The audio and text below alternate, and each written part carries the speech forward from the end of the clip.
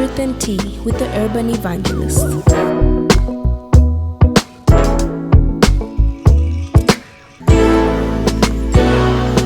Welcome to Truth and Tea with the Urban Evangelist.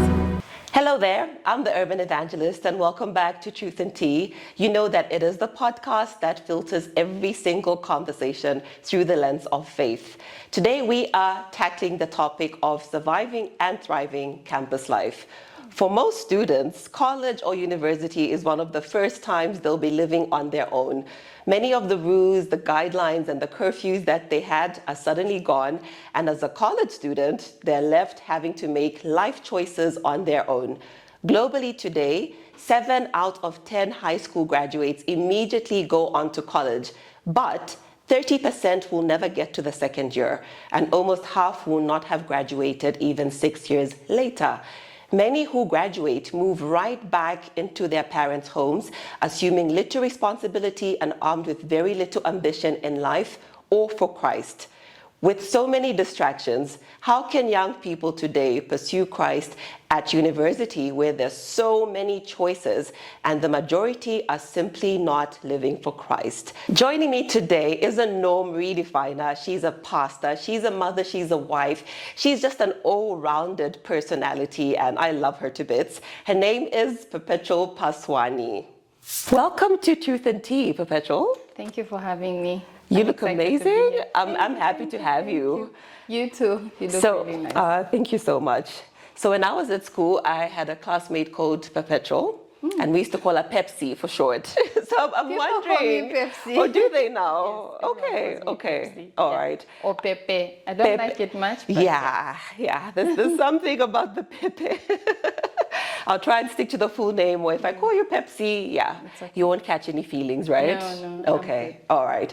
So we are tackling campus life and everything that comes with it. Yes. Yeah, and I just want to quickly ask, did you survive or did you thrive on campus?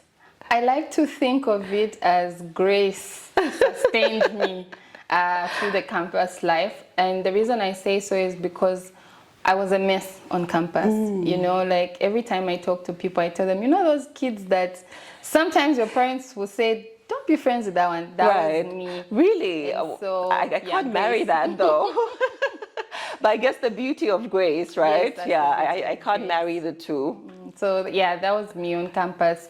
And honestly, every time I think of my life at campus, I shudder to think where I would be today had I not encountered the Lord. So yeah, I'm excited for what God is doing through this platform, and I hope that many people will receive their Rhema word. Absolutely, I have no doubt. And like you say, you know, you're a norm redefiner. Yes.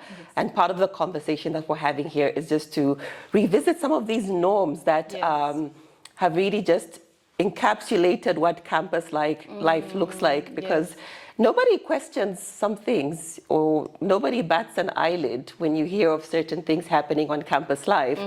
And that's what I'd like to delve into with you. So like, I'm taking you back now into high school. You've written your exams. Yes. You've gotten your results, acceptance letter. Yes. Where did you go and what was your expectation of what campus would be like, both academically and socially? Okay, so I went to high school in Eastern Province, Katete Girls, and every time would be coming back home by bus, would drive past UNZA. Okay. And in my heart, I would always say silently that I'm gonna come here one day. And so I had an expectation that obviously there will be freedom, like I'll be free to do whatever I want. And those we had heard of who had gone to campus would say, you know, nobody forces you to go to class. It's all up to you. And it felt exciting to have that level of freedom. Because I'm coming from a military home. Wow. So mom Who's military? Both. Both? So my dad retired, but my mom is still serving. So every time I thought of campus, I'll be like, yeah, nobody would tell me what time to come home, what to do, when to do it. So I had that in terms of my expectation socially. But academically, I had come to a place where I was very confident and I'm a smart person. So I wasn't really thinking about it. But I now know that if I had taken into account the fact that I needed to put in a bit more work, maybe I would have turned out differently at the end of the 4 years. Yeah. I see. You mentioned that you went to high school in Katete, Yes. Eastern Province. Yes. Is that where you grew up? No, I grew up in Lusaka, Okay. but my grandmother was in Katete. All right. So I then went there. Was it boarding school? Yes, it was boarding school. So there was already a bit of that independence in the sense that you were at a boarding school. Yes, to an extent. To an extent. Because my mom would call every single time we had like opportunities to be with our phones, and my grandmother was in the province. Yeah. I also went to a school that belonged to a church that my grandmother was actively serving in. So I didn't exactly have the same level of freedom, but yeah, we could say there was a level of freedom. So now you're a mafresha. A moma, exactly. And I would like to believe the gold rush still exists. Oh yes, yes. Oh my goodness.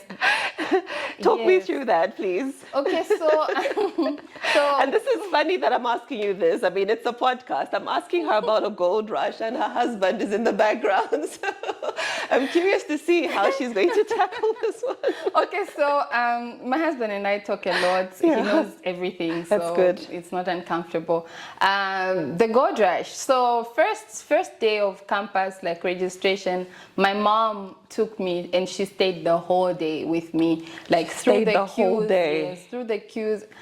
I'm so I grateful have for her. never, ever heard of a mother staying the queues No, she at stayed UNZA. the whole time. So if we needed to be in one queue, because I don't know how they're doing it now, then you had to queue up for everything. Yeah, they still so do. we had to get there as early as 6. And so, but I could tell the seniors, the guys just walking around and literally just pointing out certain girls. So from the first day we knew that, okay, these are the preferred girls. There was a certain kind of girl that was liked by the third years. People that were serving maybe in the student union, you could tell because they were all there and they were doing favors to these people. I see. And so yeah, first day I was like, oh, okay, so people are getting attention and you're feeling some type of way, like, okay, is there anything wrong with me? Am I not cool enough? So first day already questioning if, okay, how am I going to do the next few years here? If already the cream, you know, the cream of the cream have been identified. So yeah, the gold rush is very much real. Yeah. In the night, you know, you could see for people who went to the library, you could see the third years just passing around where the freshers will be, you know, trying to offer help. But you know that, okay, at the end of the day, offering you, as they call it, data. Data, you know, data, that's what you want to study, you know, no, I want to do DS, I want to do law. Oh no, there's a Masad who can help you with that. So yeah. You've taken me right back to campus. Now, I asked this question just for the benefit of a young lady that could be watching this podcast. You said there was a preferred type of girl that they were looking for. What did she look like? She looked like a supermodel. Wow. You know, like the pretty girls, fair skin, they dressed a particular way. And when I was in first year, of course, I did feel some type of way because obviously certain people are getting attention. But now when we were in the orientation team, because in third year, I took part in the orientation of the first years, I could still tell now third years amongst us who were eyeing these youngsters, right? So like there was one particular girl, up to now when I see her on social media, I'm like, child, God saved you and you don't even know. She was on everybody's radar. Wow. You know, and so, yeah, they looked for a particular kind of girl, pretty, you know. Yeah, I think all I would say is she looked like a model, yeah. It's funny that they were using the exact same criteria as third-year students that was used on them as first-year students. Yes. Yeah, yes, that was quite interesting. Just reminds me of the fact that everywhere we go, there seems to be a system of evaluation, what a standard of beauty is. I mean, it could even be standard of brains or what excellence looks like to the next person. And you get to a place where you're fresh, and I would assume the pressure to conform would be very high. Exactly. Or at least to try and look like what is, well, for lack of a better term, what seems to be the approved standard according to certain people. Yeah, and every time I think of it, now that I know what I know, is that the world always has a system of picking the best. So sometimes people will think I've been picked because I'm the prettiest, but sometimes it's because your light just shines brighter. So because your light shines bright, people will notice you. It's the same system Nebuchadnezzar used with the children of God to say, the ones that look like this, the ones that are intelligent, the ones that can grasp concepts, those are the ones we want. And I feel like even when the enemy is now going into spaces where you're gathering the brainiest of the children in the nation, he's always looking out for now which ones will we destroy so that their impact is, significantly or at some points just completely shattered. Yeah. So yeah. Amazing. Whichever way you look at it, God is looking for someone to partner with. So is the devil. Exactly. And even just saying that, I'm not really Christian, that's still taking a stand for whose destiny you're pushing, whose agenda rather you're pushing. Exactly. Yeah. We are always pushing an agenda, whether we acknowledge it or not. And I think that's the danger in thinking, I'm just going to be in the middle. I won't be too fired up, but also I won't be too evil. We are pushing an agenda on whichever side we're on. So it's important to choose whose agenda you're going to perpetuate. Let's park there for some time now, the agenda. Okay, so now you're done with the cues with your mom. She left at some point that day, right? Yes. Because now we're looking for accommodation. I hope the accommodation situation has changed. The student to room ratio is still atrocious, unfortunately. Yeah. When I got on campus, thankfully I was one of the few in my intake. When I say intake, from those I came from high school with, I was one of the few that was actually offered a room. And I remember my first room was at a big flat, what they would call the big flat. Oh, the big flat. Yes. I was a squattee in the big flat. Wow. It's not glorious. And the one that I was given was the one right behind the ruins. So I literally felt like I was living in Monk Square in the ruins. Those ones. Opposite the clinic. Yes. So it was crazy, but it's not my story. It's your story I'm interested in. So you found accommodation on campus. Okay. I'm squatting with a fellow first year in the big flat. All right. And so, we're now figuring it out. There's lots of noise on campus. I think for the whole week, the monks will be welcoming you. Fresh hour, all these crazy things. And you're just fascinated because it's very new. But also now you begin to see how they are hunting for these girls. By the corners, they're coming out of the boarding house or you're coming out of the big flat. There's a guy randomly there standing, and so it was a very different dynamic for me, overwhelming, but yeah. That's the social aspect. What did you apply to study in first year?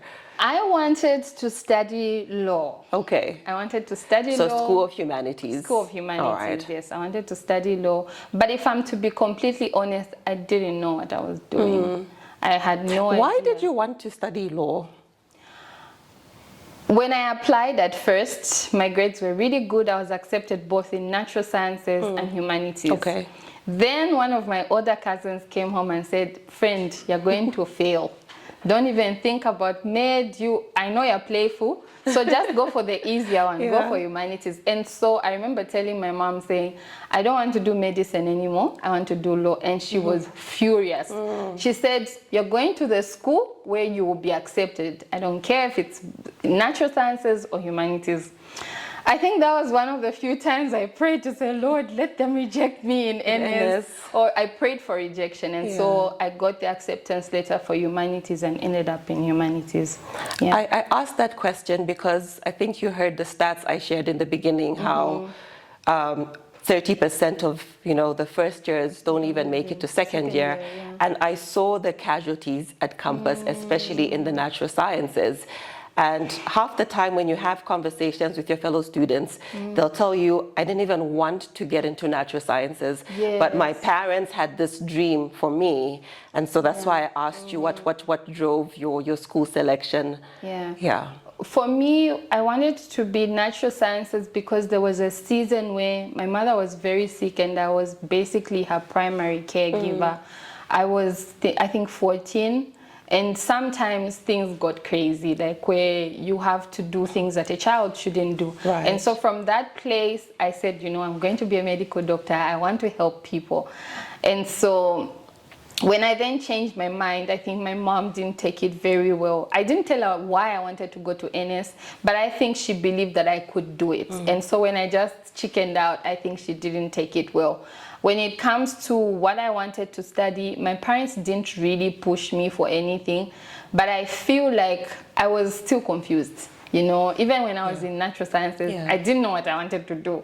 And it didn't help that then on first day of orientation, you are in a room, maybe 1,000 of you, the vice chancellor speaks to you. Nobody is really guiding you to say, okay, where do we take you from here? Yes. It's just like, okay, figure out. Yeah. I remember how we picked our courses. Yeah. If I think if somebody had guided me to say, you don't put PA on here because points are hard to get, right, maybe the story would have been different. So there were so many factors affecting where you end up eventually. Yeah. I fully appreciate what you've just said. Nobody is guiding you, nobody is directing you. Yeah. And that's where I made my first mistake, major mistake on campus, because when I was applying, I got very good grades as well. I had 6 points in grade 12. Wow. And I go to apply and there was no government forms, the application forms. And I was told, you can use self-sponsorship forms. It doesn't really matter because you'll still be offered a bursary anyways because your grades are so good. And so I applied using a self-sponsorship form and I was accepted under that. Now, poor me, I'm being raised by a single mom who already was struggling, to pay my high school fees.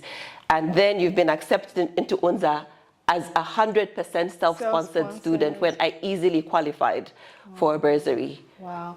And I really don't know what can be done about that, because I'll go back a little bit, even how we picked our courses.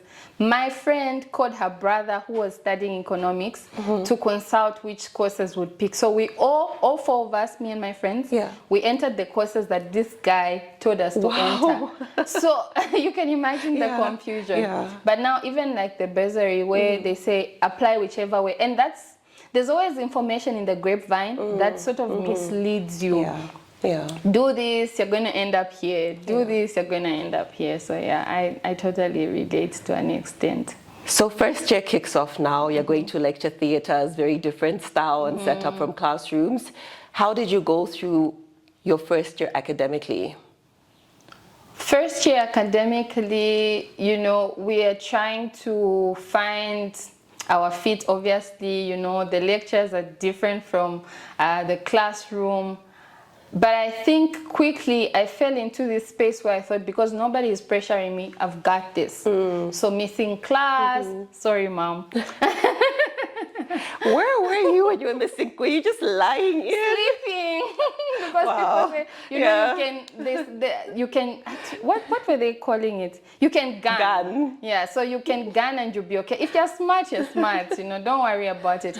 And it didn't help that, in the boarding house, there's so many different people. And unfortunately, some of those people are voices that are not grounded. So they'll tell you, inen masala cha bemu, what do they call it? The big flat.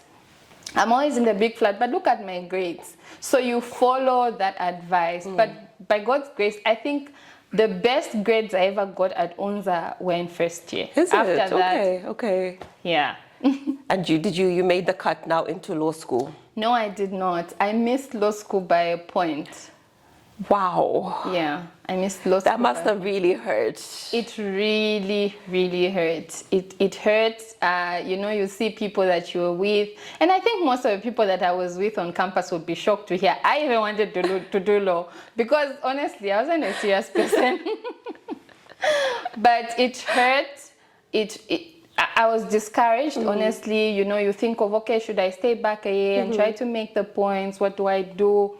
But then I also acknowledged that, finances were not going to allow. So at that point, I just now started going through the motions, like you're on just autopilot. You go to class, you do what it takes, and by the time you're in third year, you just want to get a credit, right, or better, but honestly, get out of there.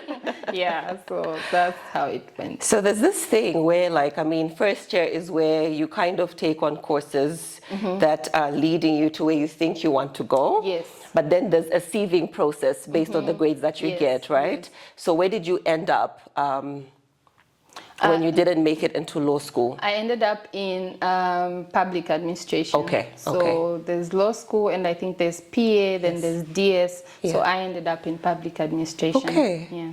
Amazing, because I ended up in DS, Development Studies, and that wasn't my first selection. So I went onto campus telling myself I'll become an economist. Wow. Because of my dad. We have a great relationship now, but growing up, I mean, he didn't raise me, and so I felt that if I become someone of note in society, maybe I'll get his attention. But nobody told me that for you to be an economist, you have to take on mathematics. And I had my first arrear in first year. Wow. And I remember, you know, getting that silent on my transcript. And I went and sat by the Goma Lakes and just cried. Yeah, and that's how I ended up in development studies. So I'm sharing my story because I know that this is the story of so many on campus today. Yeah, and even like fellow students, they really just belittle you when they see that silent or hear. So it doesn't make it easy. Yeah, I absolutely understand that. Okay, so now we've touched a bit on your academic profile. Social life. Let's talk about the social life. First of all, I think the biggest mistake I ever made was participating in Miss UNZA. Ah, okay. Believe it or not, I was skinny one time. I love to hear that. So when I was in second year, and now, you know, just trying to push to get my own room because I'm tired of squatting. Yeah. One of the things we were taught is like, you know, Miss UNZA gets a room. Okay. So I was very confident because in high school, I was Miss at my school, and then I was Miss of the province. So I was coming in and like, I got this. Upcoming model. Right up my alley, right? And so I take part in Miss UNZA, and I don't win. You know, I was the first princess. And I think I got attention after that. I got attention, and because I didn't know who I was. Right. I was the sort of person who would be one person if I'm with a certain clique, another person, if I'm with the serious kids, I'm serious. If I'm with the unserious kids, I'm unserious. So I absolutely did not know myself. And so I didn't know how to handle the attention. And I think that's where much of the trouble started socially. Okay. Yeah. And by attention, what are we talking about? Oh, the boys, you know, they think you're pretty because the whole, how can I put it? The time running up to the final pageant night, right? There's so many things you do. There's a pre-launch where it was done at the club behind ZRA, where they used to host the street party. The Cage. Not the Cage. I don't know what it's called. It has to, guys, help here. Don't pretend. I'm putting everybody on the spot. Was that one called Zenon? I think it's Zenon was in Northmead. Oh, see, thank God, I'm really I used to club. I'm not even going to pretend. Yeah. I used to Hollywood, yes. There was a pre-launch at Hollywood, Hollywood City. And so there was a pre-launch at Hollywood City, then there was another pre-launch at Zenon. So I think the pre-launch was always meant to draw students in, right? And so the boys see you, oh, they think you're now cool, you're nice, everyone wants to be with you. Okay, not really everyone, but you're getting attention away from the usual. So yeah, that's when I started dating somebody who was of a different faith compared to me. Yeah. That's when the drama started. So before we get to that, what faith were you, and what kind of faith did you go with onto campus? I was raised in a traditional church, and then I was part of the charismatics movement. So I had an idea of the Lord and his workings, but I believe that my faith was dependent on who I was with. So if there's a move of God, you know, amazing things are happening, I'm on fire. But when I'm by myself, I can't defend the conviction. Yeah. Okay. All right. So now the trouble starts here, doing all these events, or little series of events leading up to Miss UNZA. Yes. And then you got First Princess. Yes. Was there any prize for that? They gave me a phone. Okay, They gave me a okay. phone, but we never got the rooms. Not even the Miss got the room. Really? Yes. Wow. And then they That gave was us, a scam. yeah, they gave us a bit of money, but we heard that wasn't even all of it. So it was just a mess. Yeah. We never ever got those rooms. Why did the trouble start?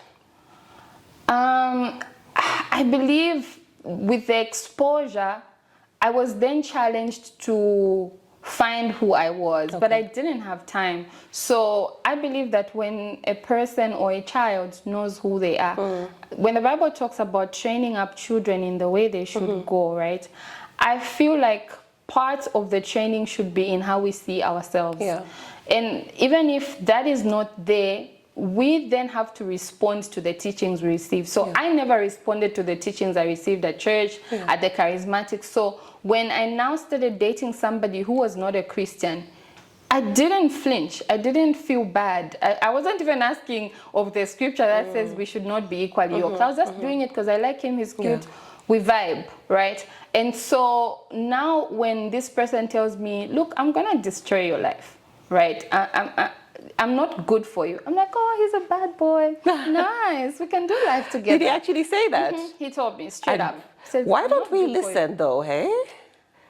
I think it's what the lies we tell ourselves. That I can change him. I can change this person. Or he'll change for me.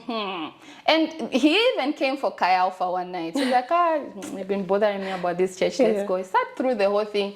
Afterwards, I was like, how was it? He's like, very weird, but okay. And so we went on our business. And afterwards, now, when I realized that I didn't even care about God, you know, I knew that, okay, here I'm gone. But still, I did nothing. Every time I'd want to go to church, I'd pass by his room because it was on the way to church. I would not make it to church, and still that didn't bother me, you know. And so I believe now being away from my faith, being away from a community that can help me make better decisions caused so much drama. Yeah. I was talking to someone last week who raised a very good point that when you abandon your faith, there's this fruit that starts to show for it. Yes, yes. So obviously you're not going to church as often as you could have. The heart also starts to get hardened towards the things of God. Exactly. And anything else that you experienced that began to show you that, okay, this is fruit of something that's a bit off in my life right now? I got to a place where, honestly, I couldn't tell what was right and wrong. You know, if we're going out, we'll go to the club, end up in a fight, it's normal. You would Couples fight? argue. Oh, I thought you meant like physical fight. Fighting physically. I remember this one instance, I even shared it on my page, where this boy, because he was a boy then, dumped me. And then we went to the club with my friends, and I don't know, up to now, I don't know why, but I was with my friends, and then he passed where I was and said, hi, how are you doing? I said, I'm okay. Then I noticed that he's with another girl. That ticked me off. But because I was a bit drunk, I decided I'm going to fight, right? I don't know if anyone has ever been drunk in here and tried to fight. Drunk, yes. Fighting, perhaps I tried not, to swing, and I went all the way to the floor. And then because I didn't have strength to come up, I was now just on the floor in trance, crying, you know. And I think that moment I realized, honestly, I'm a wreck. Something must give. Wow. Yeah. So I didn't get into fights. I was the peacemaker. I was the one who would try and get my friends out of fights. So I had this friend that when she, got high, we use that term from alcohol. You can get high from a lot of other things. I'll be very specific, from alcohol. She suddenly, had this boldness, and she just thought she could take on anybody. But she was very weak, so I was the one who would rescue her half the time. I was that friend, the one who gets into fights because I feel bored now. Right. Pick on the big girls. I'm like, you can't do anything. Was that me? Yes, you get us beaten up. So yeah, that was me. Yeah. Okay.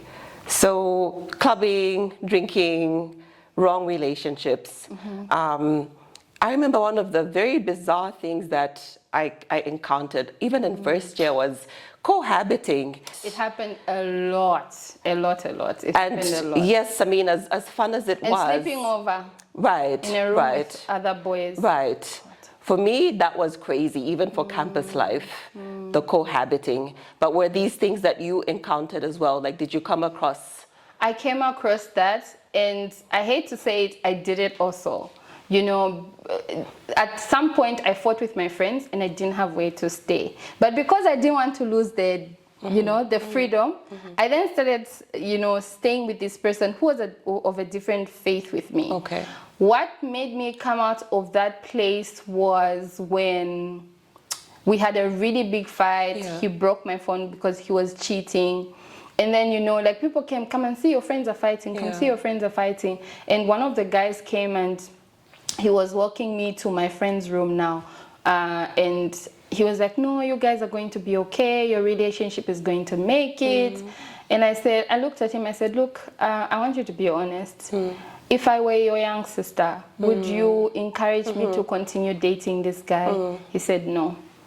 That moment right there, I was like, I need to fight for myself. Whatever it takes, I need to fight for myself. I need to at least get some sort of dignity to my name. Yeah.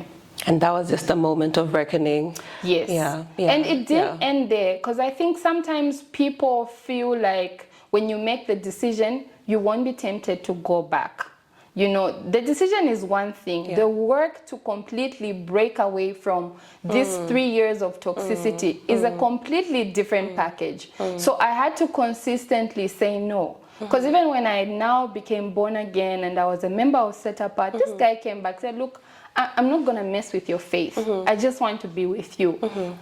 And honestly, I was tempted because we've got history, and I'm thinking, so many people say things like, it's better with somebody you don't know, with somebody you know, because you know each other, you know how bad it can get, right? And so I was faced with this decision to make: do I keep on with this person who I know, or choose to trust God? And I honestly couldn't find my peace in making up again. So yeah, even when you say, I'm going to change, I'm going to stop, the work to get to your freedom is a completely different package. I like that you bring it up, because I think campus is that place that, you know, connects the bridge, or it is the bridge rather, from your childhood to your at least early adulthood. Yes. And I think when you're there and when you're in it, some of the decisions are driven purely by the fact that you think, okay, look, when we get out of this place, you know, we'll get into society.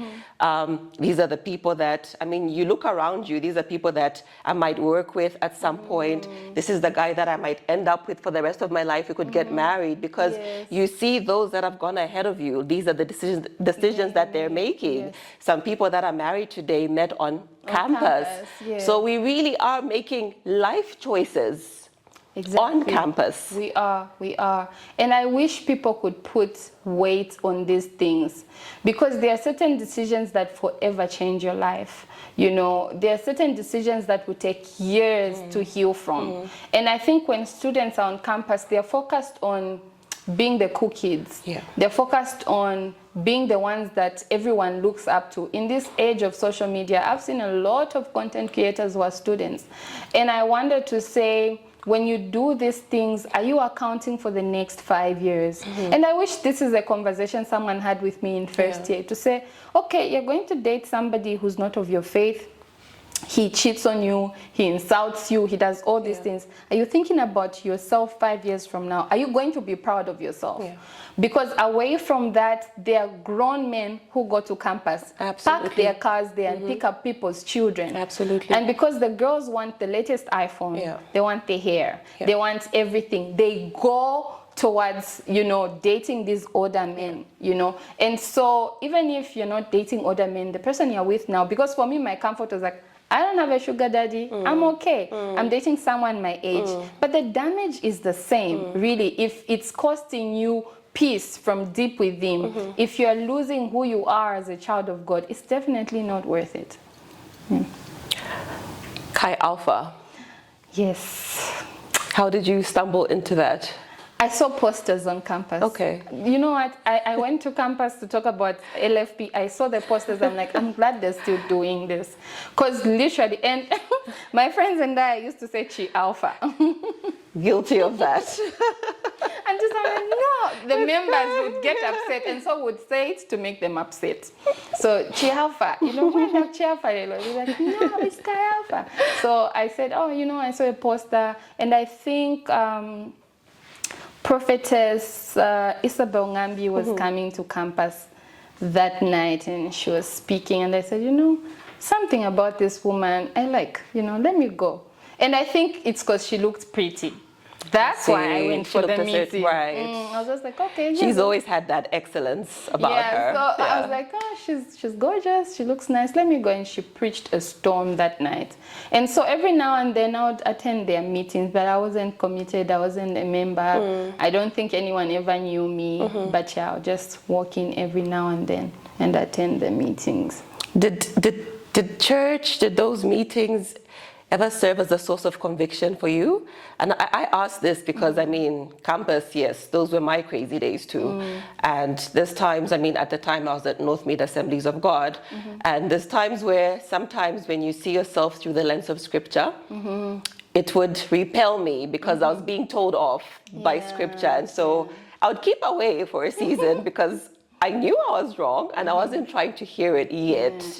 And still trying to justify it. I remember once one of my former Sunday school teachers told me, you're in a wrong relationship. You need to dump this guy today. And I was just so quiet and I failed to do it. Wow. You know, I avoided church because I knew that I was doing something wrong. But also now I had 2 encounters on campus that made me feel like, you know what, sometimes Christians are just a bit much, right? I went to a meeting and I think I wore a dress above my knees. And this guy took it upon himself to just tell me how I wasn't behaving well. He was shouting at me and he didn't know me like that. And for me, that was me trying to come back to God. So he was focused on my dress, you know, and that dress had tights in it. So it wasn't just the dress, but I just felt like, okay, so do you know what I'm going through? Do you know what I'm battling? So I said, oh, okay, I'll give it another shot. Then I met somebody just by October shop there. And this guy starts to tell me how, you know, you should be ashamed of how you're living your life. Right there, people were watching. And this one, I told him later when I was saved, I said, look, I think you had a good message, but how you went about it wasn't right. This is why I struggled to even come back to church because of conversations with people like you. I told him and said, I'm so sorry, I was wrong and everything. Because every time I would see him talk about God on Facebook, I'm like, really? Now? So I confronted him and we had a conversation. So those 2 encounters made me feel like, okay, even if I come, am I welcome? Even if I say I want to pursue your God, am I welcome to come to that place? And so, but I know now that I know better that we don't leave church because people hurt us. You know, sometimes people think they're punishing God when all they're doing is trying to get back at people who don't even save themselves. So I feel that, you know... And who don't even remember or recall, sometimes not even aware that they hurt you. Yes, they're living their best life, you know. And you're stuck in that moment. You leave God, you know. And so now that I know what I know that people will make mistakes in correcting us, but it's wise to pick what they're trying to say. So you hear the heart behind the rebuke. There's concern. Maybe they don't know how to say it, but there's concern. So you work with young people a lot. Does that passion stem from some of the things that you experienced, including what you've just narrated about how we present the gospel and how we package it? Yes, I do work with a lot of ladies, most of them young professionals and some students. I honestly feel like, you know, there's there's an empty space when it comes to ministering to people in this part of their lives, and then they don't hear it from somebody who's been on this path. So sometimes you tell the girls, abstain, and they're like, but you're going back to your husband. You're telling us to abstain. You don't know my struggle. So I feel that by the grace of God, I have a voice in this area because of places I have been. Yeah. I'm also careful to tell people that, you know, just because I got out alive doesn't mean you will get out alive, because you might go clubbing and die. True. You know, so I'm passionate about young women, but mostly I'm passionate about wholeness. Because without wholeness, there's no telling what we can get ourselves into. You know, when you look at the prodigal son, the moment he lost whose he was now eating with animals. You know, when he couldn't remember that I am a child of a king, he was eating with animals. So even us, when we lose our identity, when we lose our connection with God, you'll be there sleeping in the ruins. Monks are shouting at you and you don't care. You'll be there sleeping with people for money. And even if people say, you know what, she's a sugar baby, you don't care as long as you're getting what you want. So it's important for us to pursue wholeness. And what's wholeness really? You know, the best version God has for me in this season. Not that you're perfect, not that you don't get it wrong, but what's the vision that you should exist in now, in this season? Right. I'll conclude with wholeness, but I don't know how I forgot to ask you this. Did you experience a Viva on campus? Yes. It's something that you said about, you know, in the ruins that made me ask that. I experienced a Viva, but I used the Kalingalinga route to go escape. Home. And the reason I did that is because my dad was going to leave me in the chooks if I misbehaved. So I just said, you know what? My father doesn't tolerate nonsense. Let me go home. So every time there was drama on campus, I'd run away. Because I honestly feel like my parents are not the sort of parents who ignore that you were misbehaving. You know, you're right. You want your student allowance, but is this the way to go about it? So I'd always run away. But one time, I was too late. I couldn't run away. We locked ourselves in the room. And unfortunately, that's the time some girls were taken into the police. Oh, wow. Because apparently they were shouting and insulting the police. Yeah. Wow. The time I experienced a serious one, there used to be, I don't know what he was at the time, but he was very famous, Mr. Wazakaza Nguni. May his soul rest in peace. He died tragically years later after we were done. But they sent Zambia police and the Red Berets onto campus that day. And I was there by the roadside and we're singing, sheep, sheep, come home, we're afraid. Who are you afraid of? We're afraid of Wazakaza. You know, we're there dancing. And it was so exciting for me. Yeah. Then came the Red Berets and we scampered. You know, the ruins has the common area, right? Yes, and there's glass there. I literally saw this guy run through the glass. Yes. He made a hole through the glass and we're all following after. We found ourselves in the ruins in a room. I think there was 20 of us, packed like sardines. And we literally camped there the whole day. Wow. We had monk sauce that day. That's kapenta for those of you that don't know. But I remember that when you were talking about the ruins. But yeah, I mean, campus. Yeah, campus. And I think there are people who come onto campus and they're excited that they want to experience the Viva. Right, Kojo comes to campus. Have you even been to campus without a Viva? So yeah, so there are all these things. But for me, Vivas, I was just like, nope, my dad will let me sit in there at least 3 days so that I learn my lesson. So I'm not doing it. We didn't stone cars, though. At least we were quite peaceful. We didn't cause malicious damage to public property. We behaved. But I digress. How did you find wholeness, Perpetual? In the midst of all this, I mean, you had been going to Set Apart, Chi Alpha, still not finding yourself. When did it eventually begin to take form? Okay, so I only joined Set Apart when I was in 4th year. Okay. So a friend of mine said, look, there's a meeting, there's a lady, you know, she's really nice, you have to come. I was like, I don't know. Well, how do you do your meetings? Like, it's just girls. I'm like, I'm not coming. Just girls means drama for me. So I remember they had their first conference, Set Apart that is, and that day of the conference I was hungover, so I didn't make it. right? A couple of months later, I started dating a guy who I really liked. But he treated me so badly to a point where I was basically depressed. So I was looking for something. I don't know what I was looking for, but I was looking for something. I remember calling my friend, say, you said your meetings happen on Saturdays. Then Set Apart was every Saturday. Okay. I said, I want to come. She said, oh, no, come. She was at Zika's. She said, come to Zika's, we'll then go to class together. So I left early, I got ready. I went to Set Apart. We were meeting at Lusaka Hotel. It was just a small circle. I think we were about 30 of us. Okay.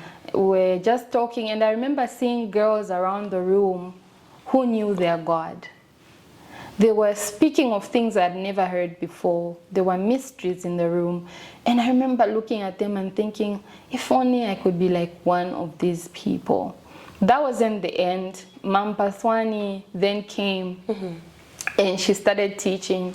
The moment that woman opened her mouth, I was weeping. I cried throughout the class.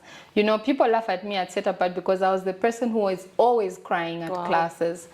I wept because it's like she was speaking into everything I was looking answers for.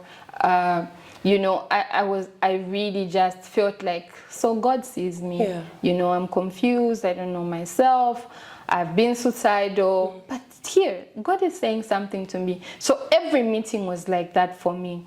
And after some months, I gave my life to God and, you know, Set Apart. And that's when my journey started. It started. Now, how important is the company that we keep? I think your friends speak into how far you can go in life, what you are able to become. I feel that everybody, according to Psalm 1:1, every one of us should keep good company. Because, you know, there's no telling what you can do. Most times, especially as, anyway, everyone really, the company you pick will speak into the decisions you make, right? I was going to say as girls, no, but everybody. If you've got bad friends, it will reflect in your decisions. And I know some people say, you know, me, I'm the sober one, everybody else. But really your decisions, because these people are constantly pouring into you. So it's important to have friends who look like who you want to become. So I want to be a person who loves God, who is surrounding you. Because you can't love God in isolation amongst drunkards or people who don't believe in your faith or people who tell you to do the exact opposite of what God requires of you. Yes. So you made that decision in your 4th year? Yes. Just as you were, I think that was you already after on exams. after exams. Okay, all right. But I mean, at least you found him. That's the important thing. Exactly, exactly. And at an important stage, if I might add, because now you're literally going out into the world. Yes. Yeah. Yes. I think there's so many opportunities for us to have an encounter with God. And sometimes I believe that breakup was a setup for me to pursue something bigger. If that guy was good to me, you know, everything, I wouldn't have bothered, right? And sometimes we are so focused on the bad things that are happening. Sometimes they're just there to help us see that there's something more. Look this side, try this, you know, go here. And so we mustn't always think of rejection, failure, or some of these bad things that happen as, you know, you being just a person who's got bad luck, or you will never make it, or you never try to seek God on what is happening now. Even when I was going to the club, I believe God would hear my prayers, you know. And I feel like God is always pursuing us. God is always pursuing us to a point where if you really look back on some moments in your life, you had God moments, you just didn't know. TD Jake says it's only when we turn to God that we realize He's been facing us all along. Exactly. And that quote has never left me. I think that sums it up. It does. You know, you see, oh, okay, so you've been here all along. All along. That sums it up. You're now so passionate as well about healthy marriages, building healthy relationships, and it's something that you do with your husband. How did you come into meeting him And just, I mean, just allowing the grace of God to just clean up your life and to transform you into the woman that you are today, that you say, people can't even believe I'm this person now. Yes. Okay, so when I now started serving in Set Apart, I think that's the first time I saw my husband, but the Lord would not allow us to do anything up until 2 years later. And for me, okay, honestly, the first time I saw him, I was like, fine guy. Yeah, Are you hearing that? She had a sight set on you. Honestly, the first time I saw him, and I was with my friend who invited me to Set Apart. So you know how government complex is? You know, like when you're coming to the front, it's like you're going down, right? And so he was coming down to where we were. I was like, Tina, who's that guy? He's like, that's Pastor Gladys' son. I said, I like him. She said, no, he's got a girlfriend. I said, I like him. I didn't say I'm taking him from anybody. I just said. But then afterwards, it's almost as if I didn't see him again, you know. And I believe it's because God was doing a work in my heart, you know. I came to a place now, right before my husband came into my life, where I was like, okay, Lord, I've really messed up this area of my relationships, and I want you. And I feel like sometimes that's why we're not able to do relationships in a healthy way. We desire people more than we desire God. So I came to a place where I was like, okay, Lord, I really want you. Like, I want a relationship with you. And so people from Set Apart sometimes make fun, like the ones we joined with, they were like, it's like you're a crazy person. You know, you were running up and down, just doing whatever needed to be done. But I had such a fire burning in my soul that I couldn't focus on all these things. So when now the Lord started showing me my husband, I said, Lord, please, me, I've got a history with relationships. If this is not you, I don't want it. Yeah. You know, and here we are. God did what only He can do. Married with 3 kids later. Amazing. Yes, amazing kids. Yeah. Now, just to wrap it up, you know your camera. I just want you to just really highlight to a young lady, young man as well, really, we're not leaving the men out, on just how important these formative years are against, you know, the bigger picture in life, the decisions that are made now, the things that are done on campus, how those things can affect us and just either propel us or hinder us from the plan that God has for our lives. Yeah. Okay, so I just really wanted to say that the world will tell you that you're young, you've got time, you can do whatever you want. But when you think about the people that God called, He called them in their very young ages. You think about Mary, the mother of Jesus, think about David, think about the boy Samuel, right? And you might not even be very familiar with the scripture, but what I'm trying to tell you is that you are in your prime years, and the decisions you make now might affect you forever. So I want you to make a decision today to build your personal relationship with God, because it's from that relationship that everything else will flow. I hope you receive grace for your season, because our generation is exposed. Worse off for you people, because everything is online. You're seeing how people are living life. But I hope that you will be able to say no for now to get a better yes. God bless you. Say no for now to get a better yes. I love that. Thank you so much, Perpetual. It's been a most interesting, exciting, nostalgic conversation. And of course, just filtered through the lens of faith. And I wish you every success in all your endeavors, especially with the young people. You know, we really need voices such as yours in this space to just, you know, make a move for God. Yes. Yeah. Well, thank you and for just reclaim some destinies back. And we will. Yeah, we will, absolutely. Amen. Thank you for having me. It's an honor. So that's been our episode on surviving, but we say thriving at campus life, because you can absolutely thrive. You can do all things through Christ who strengthens you on campus. But like she said, you know, set some boundaries, make that personal decision to get to know Christ, live for Him, pursue your studies as well, and just trust Him to just unfold the life before you. in his time. He makes all things beautiful. This has been Truth and Tea. Remember to tune in on Radio Christian Voice every Monday at 11 a.m. and also look out for the video uploads on our YouTube channels every Tuesday at 8 a.m. Conversations filtered through faith. This has been the Urban Evangelist. Have a blessed week ahead.